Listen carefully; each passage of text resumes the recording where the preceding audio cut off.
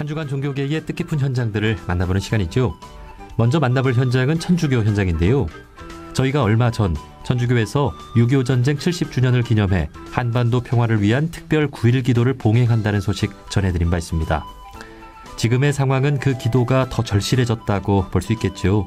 지난 16일 북한이 남북 공동연락사무소 건물을 폭파하면서 분위기가 다시 긴장 국면으로 접어들게 됐습니다.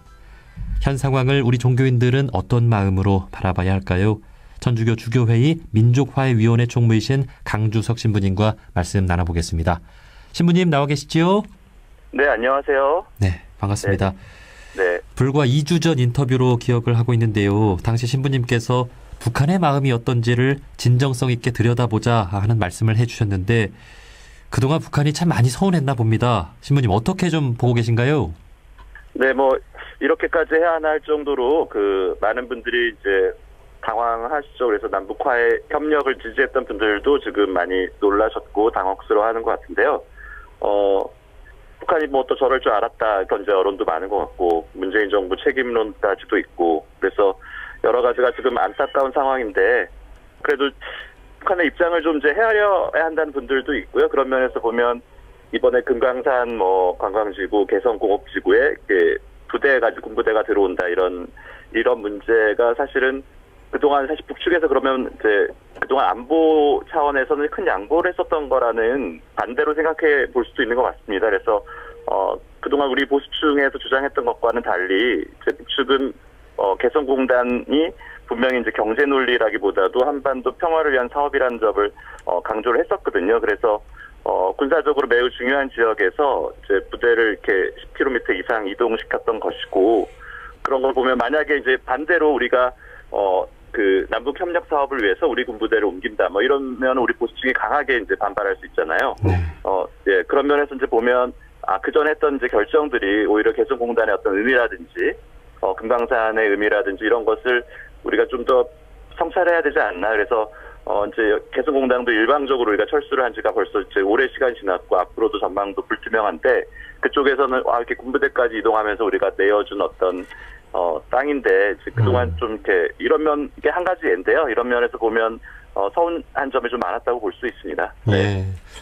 그러니까 그동안 북한도 많은 것을 어떤 안보라는 측면에서 많은 것을 양보해온 측면이 있었다 하는 말씀이시죠.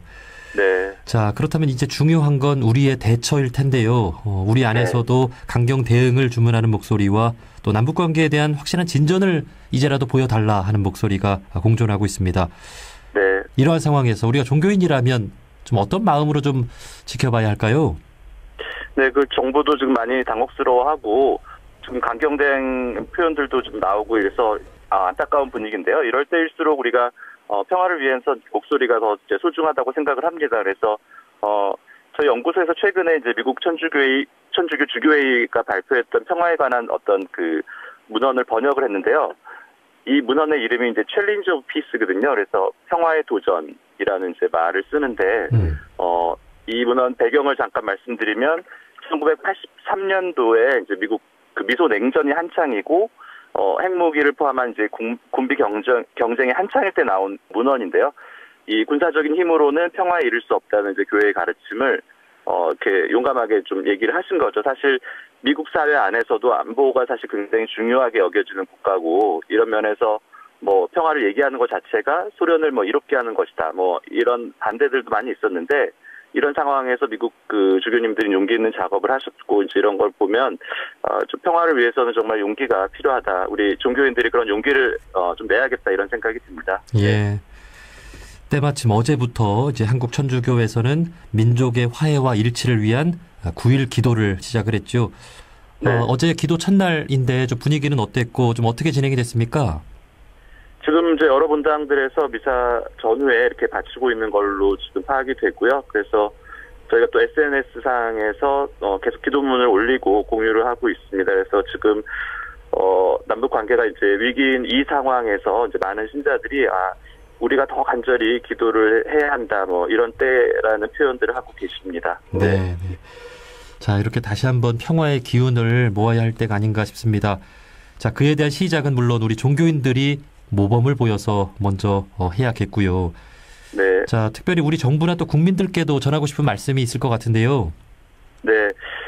우리가 북한 행동을 조금 이제 뭐 좀 있는 그대로 볼 필요가 있지 않나 이런 생각도 듭니다. 그래서 뭐 언론을 보면 항상 북한의 의도가 어떤 것이다. 뭐 이런 분석들을 많이 하는데 뭐 분명 우리와는 다른 체제고 이제 그쪽 표현하는 방식과 언어가 다르다는 점도 조금 우리가 인지를 해야 될 것 같고요.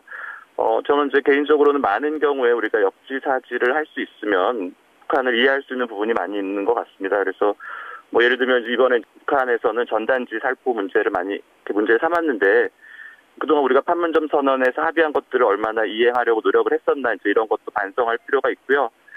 좀 이상적인 생각일지도 모르지만 만약에 그 탈북 단체들이 좀 문제가 된다면 정부 책임 있는 분이 좀 직접 만나고 좀 이렇게 설득도 하고 이런 노력도 있으면 어떨까 이런 생각도 들고요. 네, 우리가 노력하는 것을 북한도 모르지 않는다 이런 믿음이 있습니다. 그래서 남북 관계에 관해서는 우리가 조금 더 너그러워져도 된다 그런 조금 양보를 해도 그게 뭐 종북이 아니다 뭐 이런 믿음이 있었으면 좋겠습니다. 그래서 우리가 군사적인 위기가 고조되는 것은 이제 경제를 최고로 여기는 우리에게도 피해가 오는 것이고 뭐 그런 여러 가지 면을 좀 같이 살피면서 넓은 시각에서 좀 남북 문제를 바라봤으면 좋겠습니다. 네, 네.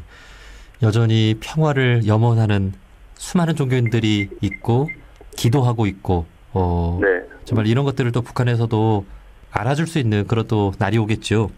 네, 그렇습니다. 그런 믿음을 가져야 될 것 같습니다. 네, 여기까지 말씀 듣겠습니다. 한국천주교 주교회의 민족화해위원회 총무이신 강주석 신부님이었습니다. 신부님 고맙습니다. 네, 감사합니다. 네.